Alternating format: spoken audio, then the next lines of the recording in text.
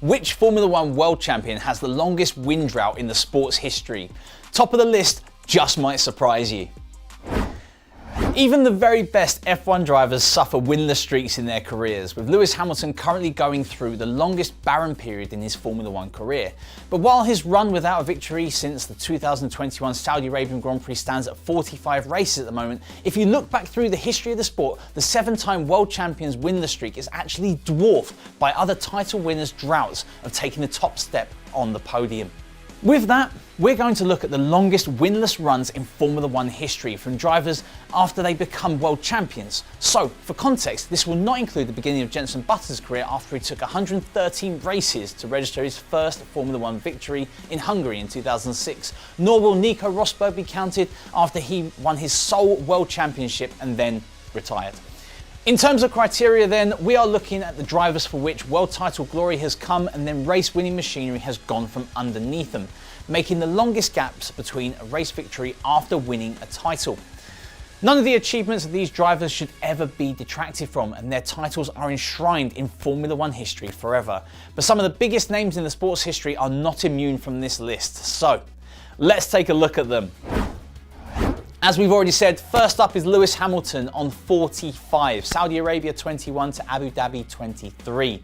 With the 23 season in the books, Hamilton has just crept onto this list with a 45 winless race streak. Come the checkered flag in Abu Dhabi, Mercedes was still a way off the front of the grid, with streak looking to continue well into 2024. Jack Brabham also has 45, Portugal 60 to France 66. In between Jack Brabham's second and third World Championship winning seasons, he would go on a barren run that would see him not win a race at all between 1960 and 1966. His move from Cooper to be in his own team in 1962 was a bold move, but the Brabham cars looked relatively competitive without taking wins, taking his first podium in his own car in only his second season there. But the eventual arrival of the Brabham BT19 chassis in the 1966 season would see the Australian leapfrog his way to the front of the field, and the end of his 45 race run without a win in France would be the first of 4 in a row on his way to his third world title. Just like London buses and all that. Next up we have John Surtees on 47, Italy 67 to Italy 72. 1964 world champion John Surtees would win his final F1 race in Italy in 67, and while he notched a couple more podiums in the remainder of his career, he would not stand on the top step again. His final 3 seasons spent with his privateer team, Team Surtees, brought with them the natural teething problems that could be expected in moving into Formula One, having already had success in Can-Am and Formula 5000. But 25 retirements in 47 starts did not help matters either, stretching back to Surtees' time at Honda and BRM, though he remains the only person to become a world champion on both 2 and 4 wheels. Nelson Piquet also has 47, Japan 87 to Japan 90. Piquet's third world title was wrapped up in Japan 87, even though he retired from that race in particular. But this would be his previous win coming in Italy. But once that third championship was confirmed, it would be a while before the Brazilian would find his way back onto the top step, with an ultimately unsuccessful move to Lotus coming after his time at Williams. That's a recurring thing. 2 winless seasons at Lotus was followed by a move to Benetton for 1990, and after consistently finishing inside the points for most of the year, he topped off the campaign by taking victory in both Japan and Australia to end his barren run. We now move up to Mario Andretti with 50. Italy 78, Caesars Palace 82. Like Piquet, Andretti's last victory came before his World Championship was officially confirmed, winning the previous round in Zandvoort before title glory was sealed in Italy, albeit in solemn circumstances after his Lotus teammate Ronnie Peterson crashed and subsequently died of his injuries in the same race.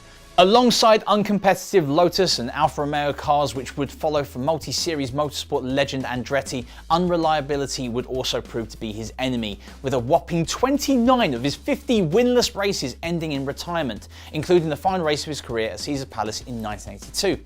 There would be a final flourish though before the curtains were drawn in his Formula One career, however, as the round before at Monza saw Andretti take his 3rd place while driving for Ferrari. A bucket list item for many, a driver for the decades. Michael Schumacher is next on the list with 60, China 06, Brazil 12. While Michael Schumacher was fighting tooth and nail with Fernando Alonso for an 8th world title in 06, he was doing so in the knowledge that it would be his final season in F1. well, for 3 years anyway.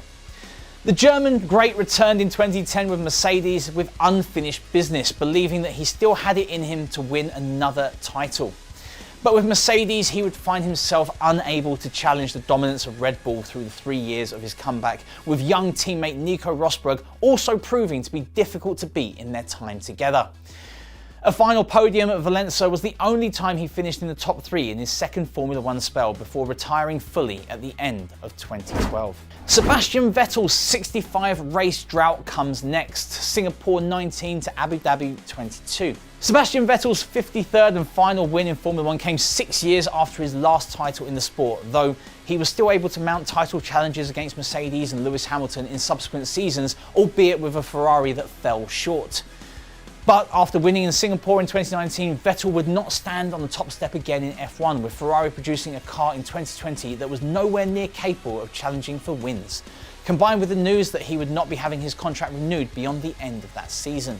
The newly rebranded Aston Martin would be his destination for the final 2 seasons of his glorious career, with a podium in Baku in 2021 being the peak of his finishes with Team Silverstone before he bowed out of the sport at the end of 2022. We now move on to Graham Hill, who had a 72 race drought from Monaco 69 to Monaco 75. In a roundabout way, it also seems fitting for the man dubbed Mr. Monaco that his final race victory and final F1 weekend outright would come on the streets of Monte Carlo. After winning his second title in 68, a 5th win in Monaco for Graham Hill the following year for Lotus would end up being the last of his career, and like others before him, he took on a deal with Embassy Racing which included his own eponymous rights being in the name in the final seasons of his career. The 2-time world champion would end up competing in lower reaches of the field for his latter years in Formula 1. We know a few drivers that have done that. And Jenson Button with a 78 race drought, Brazil 12 to Monaco 17. Unfortunately for 2009 world champion Jenson Button, his long association with McLaren also coincided with the team's gradual decline in competitiveness throughout the mid-2010s, culminating in their ultimately failed Honda reunion, which saw teammate Fernando Alonso slam their power unit as a GP2 engine. After taking his 15th career victory at Interlagos in 2012, only one more podium finish would come for the popular Briton, whose time with McLaren would see the team slide down the order through the following seasons. A double podium in the opening races of 2014 sparked hopes of a recovery at the start of the V6 hybrid era, but his P8 finish in the standings that year would be the final time he crossed the 100-point barrier in a season, with the team's infamous Honda partnership beginning the following year, prior to his retirement at the end of the 2016 season. He filled in for Alonso in Monaco in 2017 for a one-off return, which would be the final start of his Formula 1 career. Emerson Fittipaldi went 81 races without victory between Great Britain 75 and United States 1980. Like a couple of names before him, Emerson Fittipaldi took a risk in running his own team after leaving McLaren at the end of 1975, having taken the title the year before. His win at Silverstone in 1975 would be the last of his career before teaming up with sponsor Copersucar as they looked to build a team that would be able to challenge in Formula 1. Unfortunately, it would not bring the success that he would have wanted, even though 3 points finishes in their debut season was no means feat at the time.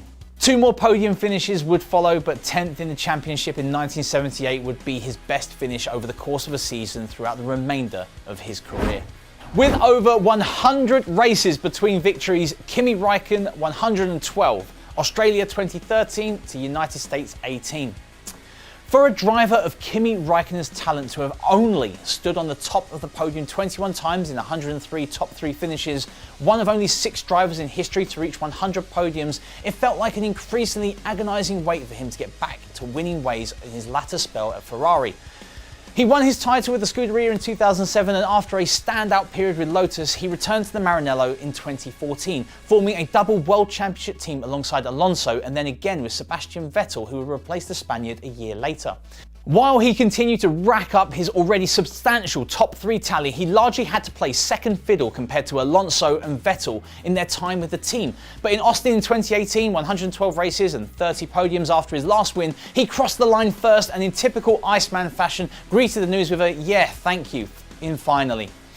Sadly, that would prove to be his final win in F1, with a move to Alfa Romeo meaning that his last 60 races of his illustrious career would pass without another victory.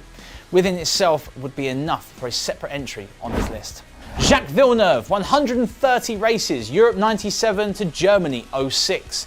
In a similar vein to Piquet and Andretti, Villeneuve did not stand on the top step of the podium when his World Championship was confirmed, finishing third at Jerez after an infamous collision with title rival Michael Schumacher that saw the German disqualified from the whole Drivers' Championship that season. But Villeneuve's win in Luxembourg would not just end up being the final victory of his title-winning season in '97, it would be his last of his F1 career. A tail-off in form with Williams in 1998 saw him move to upstart team BAR for 1999, but an inauspicious start saw him retire from the first 11 races of the year, and things would not improve from there for the Canadian at BAR. The 2000 season did start promising for him with a P4 and P5 finish in the first 3 races of the year, but BAR's inconsistency would ultimately cost him in his search for another victory. 2 podiums for BAR in 2001 would be as high as Villeneuve would stand in F1 field for the remainder of his career, before moves to Renault and Sauber not yielding competitive enough machinery before he left the sport finally in 2006. Okay, we're here, we're top of the list, and finally, and we said it may be a surprise to you, with the longest drought and also the longest current drought, it's Fernando Alonso with 180 and counting. Spain 13 to Abu Dhabi 23. Could Alonso's move to Aston Martin be the one that finally allows him to challenge for the opportunity for the winless streak to end in Formula One? He'll certainly hope so, and on early evidence, the signs are looking good. Few would have predicted his home triumph in Barcelona in 2013 would end up being his last win in Formula One, but after driving a series of uncompetitive Ferraris and McLaren Hondas, he opted to take a 2-year sabbatical from the sport before returning to Alpine in 2021.